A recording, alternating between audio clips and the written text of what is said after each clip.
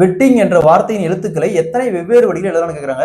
இங்கிலீஷ்ல இந்த மாதிரி ஒரு வேர்டு கொடுத்துட்டு இதுல இருக்கிற எழுத்தை வச்சு எத்தனை வெவ்வேறு வழியில் எழுதலாம் இல்ல ஒழுங்குபடுத்தலாம்னு கேட்பாங்க. இந்த மாடல் சம் கேட்டாங்களா, ஃபர்ஸ்ட் எத்தனை லெட்டர்னு கவுண்ட் பண்ணுங்க. 1 2 3 4 5 6 7. அப்போ 7 ஃபேக்டோரியல் வகுத்தல். ஏதாவது ஒரு லெட்டர் வந்த லெட்டர் ரிப்பீட்டடா வருதுன்னு பாருங்க. இங்க டி மட்டும் 2 டைம் வருது, அப்ப 2 ஃபேக்டோரியல். ஒருவேளை ஈயும் 2 டைம் வந்துச்சுன்னா அகைன் 2 ஃபேக்டோரியல். ஓகேங்களா? சோ டியை தவிர வேற எந்த லெட்டரும் ரிப்பீட்டடா வரல. சோ அப்ப 7 ஃபேக்டோரியல்னா 7 ரிவர்ஸ்ல 1 வரைக்கும் 7 into 6 into 5 into 4 into 3 into 2 into 1 வகுத்தல் 2 ஃபேக்டோரியல்னா 2 ரிவர்ஸ்ல 1 வரைக்கும் 2 இன்ட்டு 1. ஸோ இந்த 2 இன்ட்டு 1 இந்த 2 இன்ட்டு 1 அப்படியே கேன்சல் ஆயிரும்.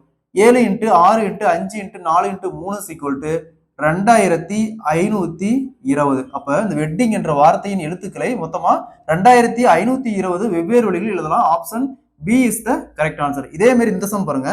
ஆபீசர்ஸ் என்ற வார்த்தையின் எழுத்துக்களை எத்தனை வெவ்வேறு வழிகளில் எழுதலாம்னு கேக்குறாங்க. இதே மாதிரி இந்த சம் சால்வ் பண்ணிக்கிற ஆன்சரை கமெண்ட்ல போடுங்க. இந்த சம் ப்ரீவியஸா பேங்கிங் எக்ஸாம்ல கேட்டிருக்காங்க.